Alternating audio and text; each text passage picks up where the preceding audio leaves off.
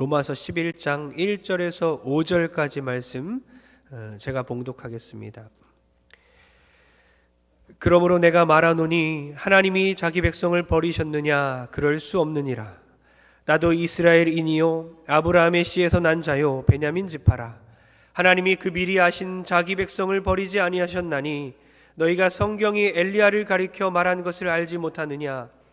그가 이스라엘을 하나님께 고발하되 주여 그들이 주의 선지자들을 죽였으며 주의 제단들을 헐어버렸고 나만 남았는데 내 목숨도 찾나이다 하니 그에게 하신 대답이 무엇이냐? 내가 나를 위하여 바알에게 무릎을 꿇지 아니한 사람 7,000명을 남겨두었다 하셨으니 그런즉 이와 같이 지금도 은혜로 택하심을 따라 남은 자가 있느니라. 아멘. 은혜로 남겨진 자들이란 제목으로 하나님 말씀 전하겠습니다. 우리 옆 사람에게 한번 인사할까요? 당신은 은혜로 남겨진 사람입니다. 당신은 은혜로 남겨진 사람입니다. 네, 그만 인사하시고 이제 앞에 봐주세요. 사진 한 장 보여주십시오. 네, 누군지 아시죠? 성경 인물 중에 한 명입니다. 옆에 까마귀가 있고 나무 아래 이렇게 수그리고 있습니다. 누구죠? 네, 많이들 아시네요. 다음 사진 한번 보여주세요. 네, 좀 더 적나라하게 이렇게도 이 사진도 마음에 들어서 가져왔어요. 네, 나무 아래 지쳐서 쓰러져 있는 모습이죠. 누구죠? 성이 이제 힌트를 드리면 성이 엘씨입니다. 엘씨. 엘리야예요. 엘리야. 여러분 엘리야 하면 어떤 게 생각납니까? 엘리야의 능력 있는 모습들이 생각납니다. 또 선지자 중에 선지자, 모세와 쌍벽을 이루죠. 많은 기적들을 행합니다. 또 850명의 거짓 선지자들과의 영적 전투에서 이겼습니다. 기도하니까 막 불이 하늘에서 내리죠. 그리고 하나님의 능력으로 마차보다 막 빨리 뛰기도 합니다. 각종 능력들이, 기적들이 그를 통해 일어났어요. 어쩌면 저 사진은 그의 인생 가운데 가장 숨기고 싶은 모습일지도 모르겠습니다. 그의 모습을 보십시오. 그의 마음과 몸이 완전히 지쳐 있어요. 탈진했습니다. 그에게 영적인 슬럼프가 온 거예요. 여러분 그가 하나님께 간구하고 있습니다. 그 로뎀나무 아래에서 하나님께 간구하고 있습니다. 뭐라고 간구하는지 아십니까? 도와주십시오. 힘듭니다. 힘을 주십시오. 이렇게 기도하지 않습니다. 반대로 뭐라고 기도하는지 아십니까? 죽여주십시오. 죽여주십시오. 죽여주십시오라고 간구합니다. 그런 기도 해본 적이 있습니까? 엘리야는 몸과 마음이 완전히 탈진하여서 영적 슬럼프 가운데 그렇게 쓰러져서 하나님께 단지 간구하는 것이 죽여달라는 것밖에 없었어요. 그러니까 여러분 어떤 능력의 사람일지라도 병 고치는 은사가 있을지라도 기도응답이 매일 있을지라도 천하를 호령하며 담대하게 자신만만하게 사는 사람일지라도 어떤 부와 능력을 갖고 있는 사람일지라도 반드시 로뎀나무 아래 쓰러질 때가 있다는 것이죠. 여러분 엘리야에게 가장 숨기고 싶은 그 순간일지 모르겠지만 성경을 읽는 우리들에게는 가장 큰 은혜가 되는 모습입니다. 오히려 더 은혜가 되는 거예요. 왜죠? 바로 그 모습이 우리의 모습이기 때문이에요. 그도 넘어진다. 그 능력의 사람도 지친다. 하물며 우리는 어쩌겠냐. 우리도 때로는 지쳐서 낙심할 때가 있습니다. 믿음이 흔들리기도 합니다. 믿음의 가정을 만드는 것을 이제는 포기하고 싶을 때가 있습니다. 인간관계가 지쳤습니다. 그리고 교회에서 내가 하고 싶었던 그런 일들과 꿈을 내려놓고 교회를 떠나고 싶을 때도 있습니다. 영적으로 탈진하고 슬럼프가 찾아오고 죽고 싶을 때가 있습니다. 그럴 때 이 말을 꼭 기억하시기 바랍니다. 우리는 지치지만 하나님은 지치지 않으신다. 우리는 지치지만 하나님은 지치지 않으신다. 아멘. 우리는 지치지만 하나님은 결코 지치지 않으신다. 할렐루야. 아멘. 이 말씀 믿고 오늘도 본문을 통해서 지쳐 넘어져 있는 엘리야를 하나님 어떻게 다루시는지, 어떤 말씀을 주시는지를 우리가 깨닫고 오늘날 우리에게도 동일한 메시지, 동일한 음성을 듣는 여러분들에게 주님의 이름으로 축원합니다. 먼저 우리가 기억할 것은 혼자 남겨진 것이 아니라는 것이죠. 혼자 남겨진 것이 아니라는 거예요. 하나님께서 엘리야에게 첫 번째 메시지는 이겁니다. 넌 혼자가 아니야. 넌 혼자가 아니란다. 여러분 왜 이 말씀을 했는지 아십니까? 로마서 11장 3절 때문이에요. 로마서 11장 3절 한번 읽어보겠습니다. 시작. 주여 그들이 주의 선지자들을 죽였으며 주의 제단들을 헐어버렸고 나만 남았는데 내 목숨도 찼나이다 하니. 아멘. 무슨 일이냐? 엘리야가 활동하던 그 당시에 이스라엘 왕의 이름은 아합 왕입니다. 그는 이방신을 섬기는 이방 여인과 결혼합니다. 그 유명한 이세벨이란 여자예요.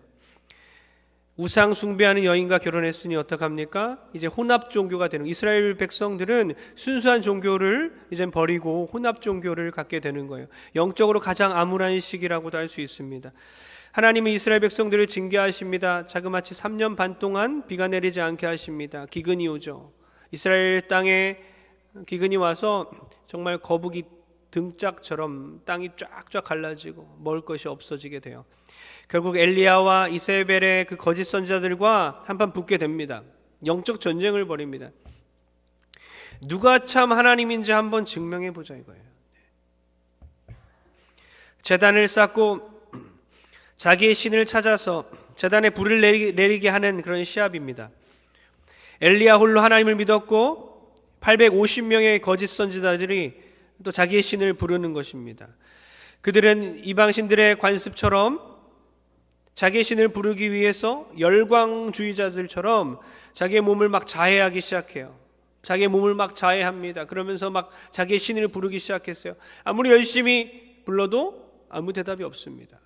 엘리야의 차례입니다. 엘리야가 하나님께 기도하자 어떤 일이 일어납니까? 하늘에서 불이 떨어집니다. 제단에 불이 내려서 제단을 다 불살라 버립니다. 이에 엘리야는 거짓 선지자들 850명을 다 죽여요. 그리고 이제 영적인 개혁이 일어날 것을 이제 기대하게 되는 것이죠. 그런데 어떤 일이 일어난지 아십니까? 그 일이 있은 후에 아합 왕이 아내 이세벨에게 다 고합니다. 엘리야가 어떻게 자기들의 모든 그 선지자들을 죽였는지를 설명하자 이세벨이 분노를 합니다.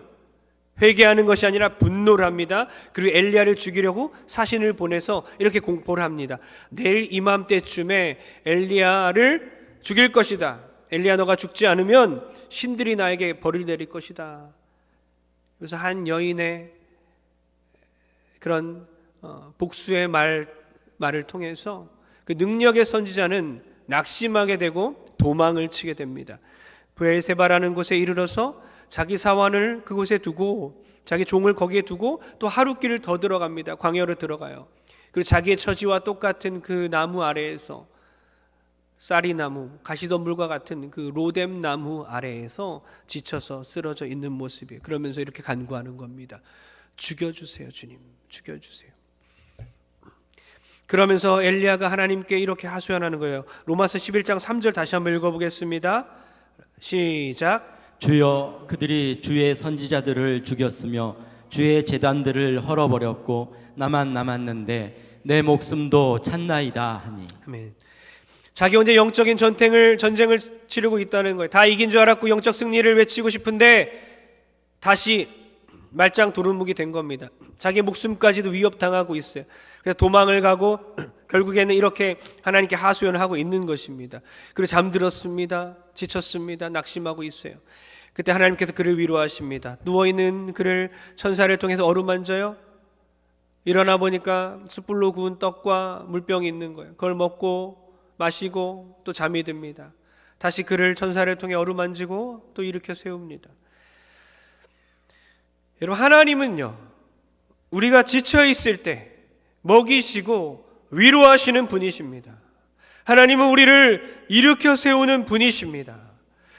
그러니까 넘어지지 않는 게 믿음이 아니라, 넘어지지 않는 것 자체가 믿음이 아니라 잘 일어나는 것이 믿음이라는 겁니다. 안 넘어지는 사람 없기 때문이에요. 잘 일어나는 것이 믿음이라는 거예요. 우리에게 문제는 하나님의 위로가 없는 게 문제가 아닙니다. 오히려 그 충만한 그 하나님의 위로를 외면하는 것이 문제라는 거예요.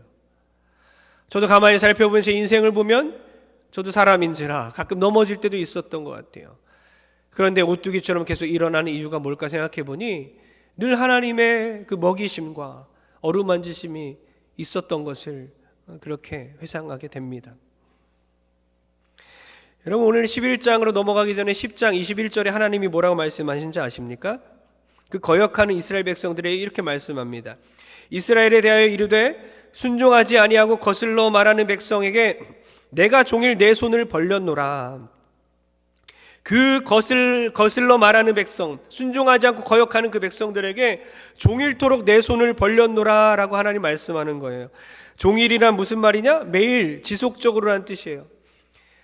즉 오래 참으시는 하나님의 인내를 표현하고 있는 것입니다. 매일 지속적으로 손을 벌렸노라. 손을 벌렸다는 말은 뭐냐? 아버지가 사랑하는 아들을 품에 안기 위해서 손을 벌리는 거예요. 다정한 그 손길을 말하고 있는 겁니다. 그러니까 하나님은요, 이건 제자도 정신인데요, 하나님은 우리를 향해서 늘 이렇게 손을 벌리고 있는 것입니다. 늘 이렇게 우리를 끌어안기 위해서 내가 종일토록 매일 지속적으로 손을 벌렸노라. 이것이 우리에게 대한 하나님의 음성이 될 줄 믿습니다. 우리는 속이 좁아서 맨날 이렇게 엽니다. 이렇게 요만큼, 아니면 벽을 쌓습니다. 아무에게도 마음을 열지 않습니다. 하나님은 이렇게 열고 계신 거예요. 그러면서도 우리 리더들에게, 또 목자들에게, 또 깨어있는 사람들에게 똑같이 손을 벌리길 원하시는 겁니다. 이것이 리더십의 원리고 또 제자도라는 것이죠. 사랑이 많고 긍휼이 풍성하신 그 하나님께서 엘리야에게 이렇게 말씀하세요. 로마서 11장 4절 한번 읽어보겠습니다. 시작. 그에게 하신 대답이 무엇이냐? 내가 나를 위하여 바알에게 무릎을 꿇지 아니한 사람 7,000명을 남겨두었다 하셨으니. 아멘. 바알을 숭배하지 않는 사람들, 그 사람들의 7,000명이나 남겨두었다는 거예요. 나 혼자 싸우고 있었던 줄 알았던 거예요. 엘리야가 얼마나 깜짝 놀랐을까요? 나 혼자 싸우고 있는 줄 알았더니 바알에 무릎 꿇지 않고 있는 7,000명이 있다는 거예요. 하나님, 나만 홀로 남았습니까? 왜 나만 혼자입니까? 왜 나만 이렇게 영적인 전투에서 이제 패배할 것 같습니다. 두렵습니다. 하나님, 간구할 때 하나님께서는 믿는 신앙인들이 너 외에도 내가 많이 남겨놓았다. 여러분, 외롭고 힘든 신앙의 싸움을 할 때에 반드시 기억하시길 소원합니다. 하나님이 여러분을 혼자 두지 않으십니다. 하나님은 여러분에게 동역자를 주십니다. 사랑하는 성도님들, 여러분의 영적 싸움 가운데 피투성이가 되어 지치고 탈진하고 슬럼프가 오고 접시물에 코 박고 죽고 싶고 다 때려치고 죽고 싶고 다 그만두고 싶고 힘들고 어려울 때에, 여러분 로뎀나무에 그렇게 여러분이 쓰러져 있을 때에, 로뎀나무로 걸어가고 있을 때에 주님의 그 어루만지심과 주님의 따스함, 그 종일 벌려주시는 팔을 느끼시고 또 먹이심을 느끼시고 또 많은 동역자들이 여러분 주변에 있음을 기억하시고 다시 일어나는 여러분 되길 축복합니다. 나는 혼자 싸우는 것이 아니다. 볼 트루니에는 이런 말합니다. 사람이 혼자 할 수 없는 일이 두 가지가 있는데, 혼자서 할 수 없는 일 뭐죠? 첫 번째는 결혼입니다. 결혼이고, 두 번째로 혼자 할 수 없는 일이 있는데 뭐냐? 바로 그리스도인이 되는 것이다. 볼 트루니에는 결혼과 그리스도인이 되는 것을 똑같이 묶어서 혼자서는 결코 할 수 없는 일이라고 말하는 거예요. 결혼도 혼자 할 수 없는 것처럼 그리스도인이 된다는 것은 혼자서는 할 수 없다는 것입니다. 여러분, 혹시 혼자서 고군분투하고 있는 분 있습니까? 하나님은 그걸 원치 않아요. 하나님은 가정에서도 부부로 만드신 이유가 아군이기 때문에, 적군이기 때문에 만들어 놓은 게 아니에요. 전우애로 똘똘 뭉치라고 아내를, 남편을 허락하신 겁니다. 자녀를 허락하신 것, 부모를 허락하신 것입니다. 혼자서 직장 생활하는 것 같죠? 혼자서 믿음을 지키는 것 같죠? 그렇지 않아요. 주님께 기도하고 눈을 여십시오. 하나님의 섭리 가운데 아군들을 보내주실 줄 믿습니다. 남겨진 자들, 함께 남겨진 자들이 있다는 것, 혼자 남겨져 있는 것이 아니라는 것입니다. 교회도 마찬가지죠. 이 교회 안에 외로운 신앙의 싸움을 하고 있는 분들이 있습니까? 나 혼자, 나 홀로 신앙? 아니라는 거죠. 말씀을 같이 공부하고 공동체에 속하고 성가대에 들어가고 찬양팀에 들어가면서 계속해서 함께 싸울 수 있는 사람들을 만들어야 되는 겁니다. 하나님께서 그것이 하나님의 뜻이기에 그렇게 붙여주실 줄 믿습니다. 그 하나님의 계획이라는 것이죠. 우리는 함께입니다. 함께 이 땅에 남겨졌습니다. 이거 엄청난 말입니다. 모든 인간들이 예수님을 믿지 않고 타락해버린 그 상황 가운데서도 이 세상의 이 모습 가운데 믿음의 사람들을 일부 남겨두었다는 거예요. 전에는 기독교인들이 한 4천만 명 가운데 1,000만 명이었잖아요. 4명 중에 1명. 그죠? 4천만 명 가운데 1명이었어요. 그렇게 많았습니다. 지금은 어떻습니까? 5천만 명 가운데 500만 명, 600만 명 이래요. 10분의 1도 안 돼요. 거기에 막 이단도 섞여 있고 또 코로나 때문에 많이 떨어져 나갔어요. 그래서 10명 중에 1명 정도 될까 말까 합니다. 여러분, 그렇게 하나님은 남겨두시는 거예요. 한국을 사랑하시고 하나님의 역사 가운데 남은 자들을 계속해서 허락하시는 겁니다. 우리를 남겨주셨다는 거예요. 우리는 함께 남겨졌다. 저는 저와 함께 믿음을 지키기 위해서 이 세상 가운데 싸우고 있는 여러분들을 사랑하고 존경하고 응원합니다. 우리 함께 남겨져 있다는 이 사실입니다. 전쟁 영화 보면 어떻습니까? 전쟁 영화에서 맨 마지막에 주인공이 위험에 처했을 때 늘 감독의 각본 그대로 갑자기 동료들이 막 등장하잖아요. 전세 역전 아닙니까? 하나님의 계획도 마찬가지예요.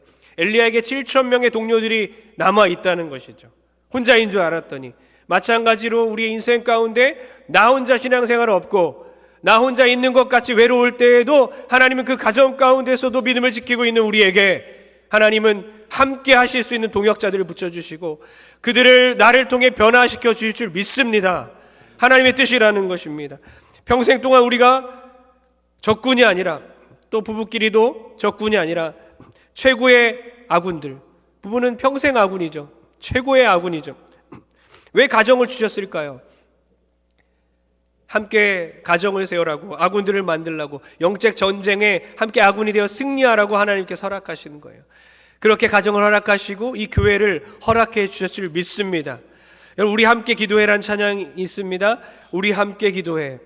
주 앞에 나와 무릎 꿇고 긍휼 베푸시는 주 하늘을 향해 두 손 들고 하늘 문이 열리고 은혜의 빗줄기 이 땅 가득 내리도록 마침내 주 오셔서 의의 빗줄기 우리 위에 부으시도록 우리가 함께 기도하고 하나가 되어서 오직 하나님의 영광만을 위하여 나갈 때에 우리 교회 가운데 충만한 빗줄기 같은 은혜가 넘쳐 흘러낼 줄 믿습니다. 한 명의 10걸음보다 10명의 한 걸음이 더 낫다라는 말이 있어요. 그러니까 한 명이 10걸음 가는 것보다 10명이 함께 한 걸음 가는 것이 훨씬 능력 있고 폭발적인 힘이 있다는 것입니다. 그런 교회가 될 줄 믿습니다. 아멘. 영적 전쟁터에서 피투성이가 되어 지치고 탈진하고 슬럼프가 왔을 때에 첫 번째 하나님이 주시는 메시지, 일어나라. 혼자 남겨진 것이 아니다. 이 말씀을 꼭 여러분의 인생 가운데, 직장 가운데, 교회 가운데, 가정 가운데 꼭 경험하시는 여러분에게 주님으로 축원합니다. 두 번째는요, 오직 은혜로 남겨졌다는 것이죠. 하나님 우리에게 오늘 메시지 본문을 통하여 주시는 말씀은 오직 너는 은혜로 남겨졌다는 거예요. 오직 은혜라는 것이죠. 사도 바울은 지금 남겨진 은혜에 대해 설명하고 있어요. 이건 남은 자 사상이라고 합니다. 남은 자 사상. 이 성경에 남은 자 사상이 흘러가고 있습니다. 성경에 남은 자들이 계속해서 나와요. 사도 바울은 지금 남겨진 은혜에 대해 말하고 있는 거예요. 지금 이스라엘 백성들이 대부분 다 그리스도를 믿지 않고 있는데 그렇다면 하나님이 자기 백성을 버렸느냐? 그렇지 않다. 나 같은 망나니도 하나님이 구원하시고 날 남겨놓으셨다. 난 유대인 혈통이고 아브라함의 씨다, 베냐민 지파다, 난 이스라엘 백성이다. 예수를 핍박했던 그런 나 같은 사람도 하나님이 남겨주셨다라고 말하고 있습니다. 그러면서 엘리야 이야기를 꺼낸 거예요. 엘리야 선지자도 마찬가지다. 엘리야 혼자 남겨둔 게 아니라 7,000명의 형제자매들, 동료들을 남겨두었다는 거예요. 여러분 11장 5절 한번 읽어보겠습니다. 11장 5절, 이런 것이 다 은혜라는 거죠. 다 같이 읽어보겠습니다. 시작. 그런즉 이와 같이 지금도 은혜로 택하심을 따라 남은 자가 있느니라. 아멘. 지금도라는 걸 기억해야 돼요. 지금 역사를 얘기하고 있지만 구약의 모든 사람, 이스라엘 백성들이 알고 있는 엘리야를 꺼냈지만 이것은 역사적으로 계속 이어져 가고 있다는 거예요. 이 남은 자 사상이 이어져 가고 있다는 거예요. 사도 바울들이 2000년 전에 지금도라고 말하고 있어요. 그러면 어떤 의미입니까? 오늘 우리 이 성경을 읽고 있는, 오늘 말씀을 듣고 있는 우리도 지금도입니다. 지금도 하나님의 택하심을 따라, 은혜에 따라서 남은 자들이 이곳에 있는 겁니다. 바로 우리들이라는 거죠. 사도 바울은 역사를 말하고 있잖아요. 생각해 보십시오. 노아의 방주에 8명이 탔습니다. 다 죽었지만 8명을 남겼어요. 남은 자입니다.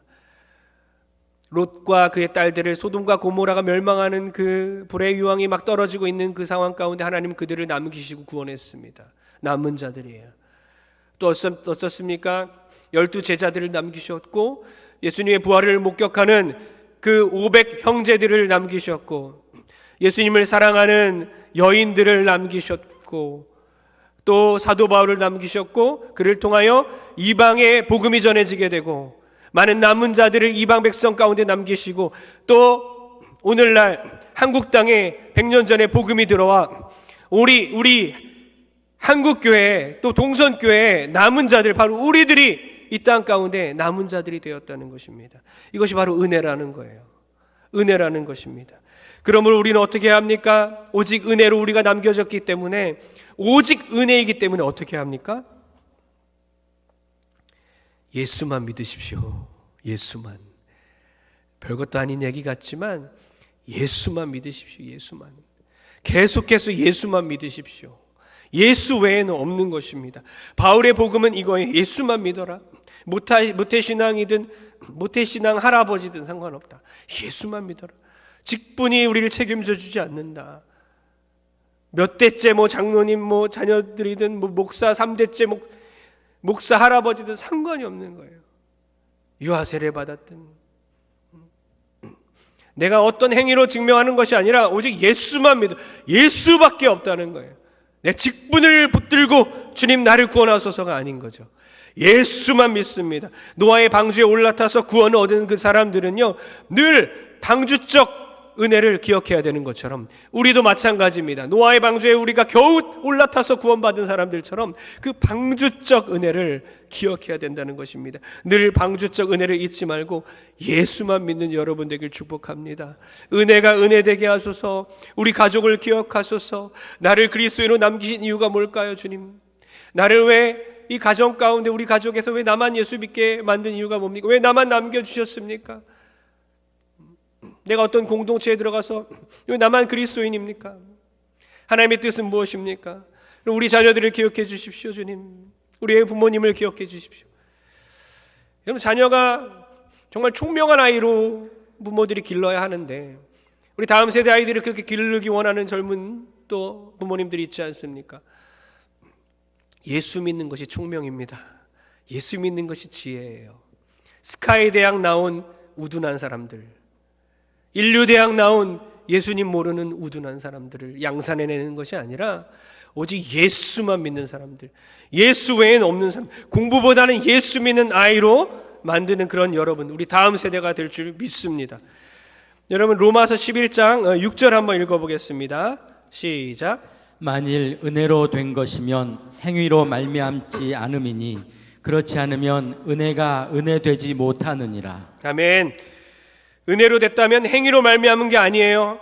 행위가 조금이라도 들어가면 은혜가 은혜되지 못한다는 거예요. 여러분, 손경민 씨인가요? 그분을 통하여 우리가 은혜라는 찬송이 작곡이 되었고, 얼마나 많이 불렀습니까? 국민송처럼 아주 먼 옛날보다 훨씬 많이 불렀던 것 같아요. 은혜, 은혜였어. 지난주에도 우리가 40주년 설립, 40주년을 맞아요. 은혜, 은혜였어. 당연한 게 아니라 은혜였어. 그러나 은혜를 말하면서도 저는 은혜를 정말 이해하고 있는지 잘 이해를 못하는 성도도 꽤 많다고 생각합니다. 모든 것이 하나님의 은혜입니다라고 고백을 하고 있지만 늘 그것 앞에 가로치고 나의 행위가 들어가 있는 거예요. 머리로는 그렇게 알고 있지만 실천적 행위론자들인 거죠. 실천적 행위 구원론자들인 거죠. 몸은, 마음은 계속해서 행위 구원론을 향해 가고 있는 거예요. 나의 행위가 들어가야 구원받을 것 같은 거예요. 남들의 행위를 계속 판단하고 있는 거예요. 정말 노아의 방주에서 구원받은 자답게 많은 사람들에게, 모든 사람들에게 팔을 벌리는 것이 아니라 그들의 행위들을 판단하고 있는 겁니다. 여러분 지난주에 제가 기억하사의 은혜를 설교했는데요. 오후 예배 때 기억하사의 은혜가 얼마나 큰지 아십니까?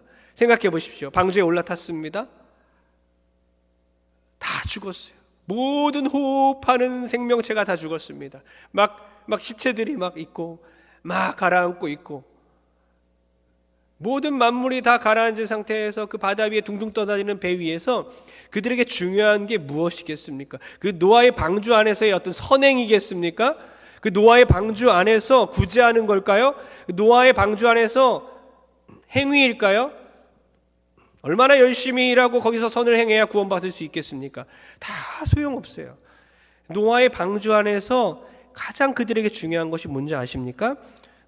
기억하는 은혜. 하나님이 기억해 주시는 은혜예요. 그들은 하나님이 기억해야만 하는 그 은혜를 받을 자격이 없어요. 하나님이 잊어버리면 그만인 거예요. 노아의 방주 자체, 그 방주 자체를 잊어버리면 끝인 거예요. 그러나 하나님은 그들의 존재를 기억하는 거예요. 그 방주에 탄 사람들을 기억하는 거예요. 그 동물들을 기억하는 겁니다. 하나님의 그 기억하사의 은혜, 잊혀지면 끝나는 그 상황 가운데서 하염없이 비는 내렸지, 물은 가라앉고 있지 않지, 오랫동안 그 상황 가운데서 오직 그들이 바라볼 수 있고 그들이 원하는 것은 하나님의 은혜. 하나님 우리를 기억하여 주옵소서. 우리를 잊으시면 안 되는데, 우리의 존재를 잊으시면 안 되는데 언제 우리를 구원하실지, 여러분 이 기억하사의 은혜를 잊지 않으셨으면 좋겠습니다. 이것이 우리의 믿음의 시작이어야 되는 거예요. 우리의 행위가 그 믿음의 기초가 되면 안 되는 것입니다. 그 노아의 방주에서 어떤 행동을 하든지 상관이 없어요. 오직 하나님의 은혜, 기억하면 사는 거고 기억하지 아니하시면 죽는 겁니다. 이것을 놓지 않았으면 좋겠어요. 하나님 저요, 저 좀 살려주세요. 손을 높이 든다고 뽑히는 게 아니에요. 하나님의 은혜라는 거예요. 나의 노력이 1%도 들어가지 않아요. 그래서 어떤 사람에게도 판단을 할 수 없는 거예요. 내가 죄인이기에 다른 사람을 품을 수밖에 없는 거예요. 내가 가장 더러운 죄인이니까. 여러분, 영적인 행위조차 판단하는 그런 교회가 되어서는 안 됩니다. 어떤 사람들은 설교를 판단하고 기도를 판단하고 찬양을 판단하고 하나님께 올려드리는 영적인 행위들까지도 판단받는, 그렇게까지 흘러가면 안 되는 거죠. 오직 하나님만이 영광 받으시는 교회. 우리의 행위는 다 들어가고 난 한 게 없습니다. 주님, 내가 무엇을 했습니까? 주님, 오직 하나님의 은혜입니다.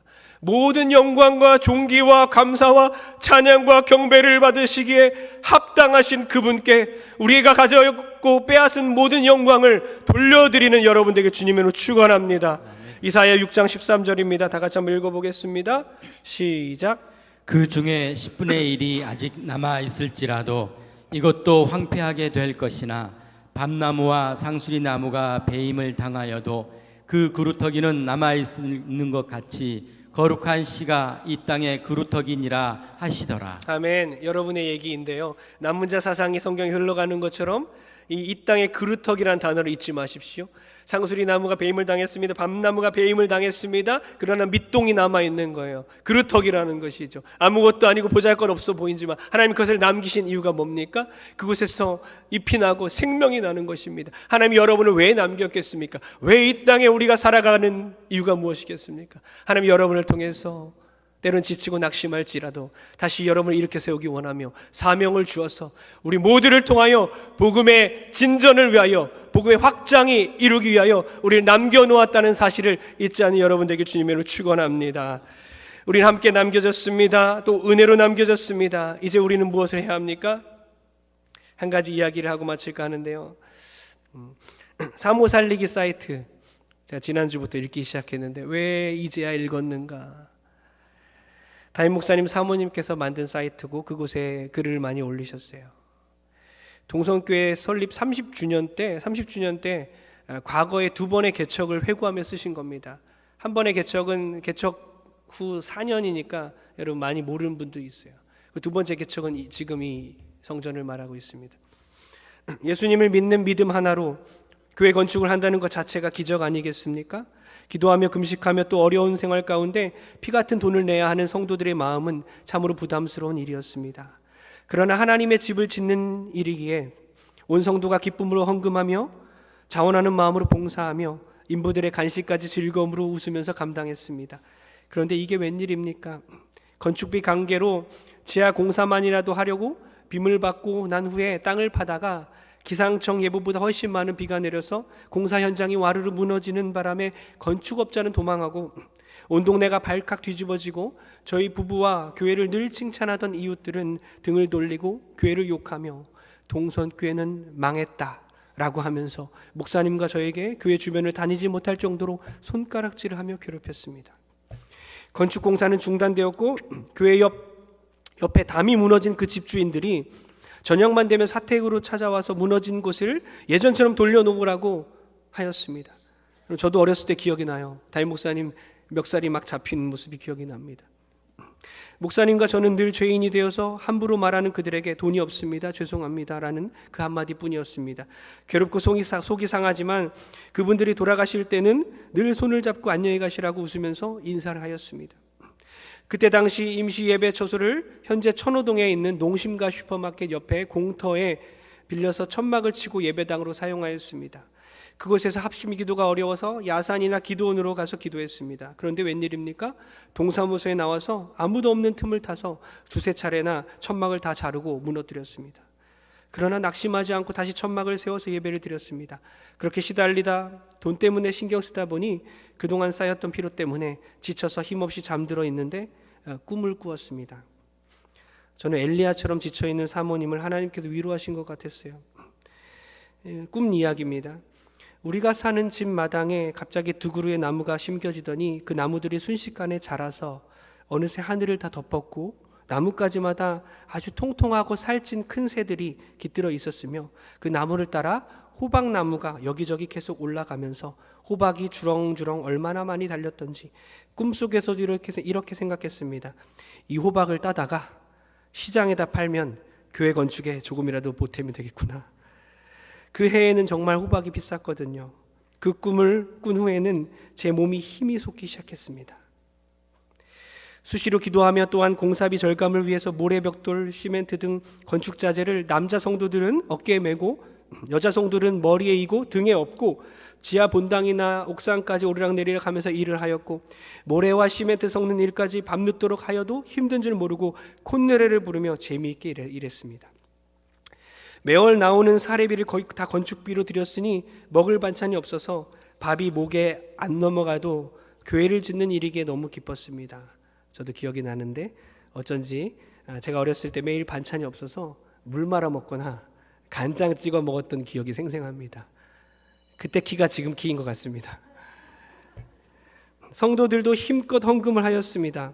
건축 후 성도들의 가정에서 눈으로 보이는 듯한 많은 물질의 복도 받았습니다. 두 번째 건축할 때는 좀 수월했습니다. 지금 이 성전 말하는 거예요. 장로님들이 계셨고 은행 일이며 모든 것들을 다 하셨기 때문에 그래도 손쉽게 이루어졌습니다. 건축을 마치고 입당을 하는데 모든 성도들이 복도 입구에서 저쪽 끝까지 가려면 얼마나 멀어 보이는지 그냥 걸어서 가는 게 아니라 달려가면서 좋아 웃고 또 3층 본당에서도 입구에서 강당까지 가려면 너무 멀어서 웃으면서 달려갔습니다. 서로 만나기만 하면 한박꽃이 피고 여기저기 깔깔깔 웃는 소리가 그치지 않았습니다. 저는 개척 30주년을 맞이해서 딱 10년 전이죠. 이런 생각이 들었습니다. 사모님 글이에요. 계속 개척 초기부터 지금까지 우리 동선교회에 계시는 분들은 가장 귀하다. 교회 생활을 하다 보면 시험 들어 나갈 일, 직장 때문에 이사 갈 일, 자녀들 문제로 교회를 떠날 일이 많은데 그럼에도 불구하고 계속 우리 교회에 다니고 있는 분들, 동선교회에 등록하여 변함없이 교회와 목사님을 사랑하고 헌신하는 분들 얼마나 사랑스럽고 감사한지. 물론 교회를 2번 건축하고 계속 부흥되는 것도 감사하고 보람되고 아주 자랑스럽습니다. 그런데 가슴 아픈 일은 열심히 교회 생활을 하다가 무슨 일로 인해 교회로 옮기는 분들을 보면 참 마음이 쓰라리고 아프답니다. 저는 세상 말로 남편이 죽으면 산에 묻고 자식이 죽으면 가슴에 묻는다는 말처럼 제 마음은 정말 그렇습니다. 열심히 헌신하시다가 다른 곳으로 옮기시는 분들을 저는 가슴에 묻습니다. 동선교회 고복희 사모 2012년 9월. 여러분, 지난주에 우리 교회가 설립 40주년을 맞이했습니다. 하나님께서는 지금까지 우리를 이 교회에 우리들을 남겨주셨어요. 오직 은혜로 이곳에 우리를 남겨두셨습니다. 이제 우리는 무엇을 해야 하겠습니까? 기도와 눈물과 헌신으로 세워진 이 교회, 아니 예수 그리스도의 피로 세워진 이 동선교회, 우리는 노아의 방주에 함께 올라탄 것입니다. 은혜로 남겨졌다는 것이죠. 그럼 마음이 떠나 있는 분이 혹시 있나요? 떠나려는 분이 있습니까? 생각이 다른 분이 있나요? 그럼 모두 한 마음이 되어 교회를 섬겼으면 좋겠습니다. 지쳐 있는 분이 있습니까? 낙심에 꼬꾸라져 있는 분이 있습니까? 죽고 싶은 분이 있습니까? 여러분, 우리가 하나 되어서 혼자가 아니라 함께 남겨졌다. 오직 은혜로 남겨졌다. 서로 사랑하며 섬기며 일촌 어르신들을 공경하고 청년과 다음 세대를 투자하고 일으켜서 지역사회를 발전시키고 한국교회를 변화시키고 이 세계를 변화시키는 그런 복음의 주역들이 남겨져 있는 바로 여러분들이 되길 주님의 이름으로 축원합니다. 축원합니다.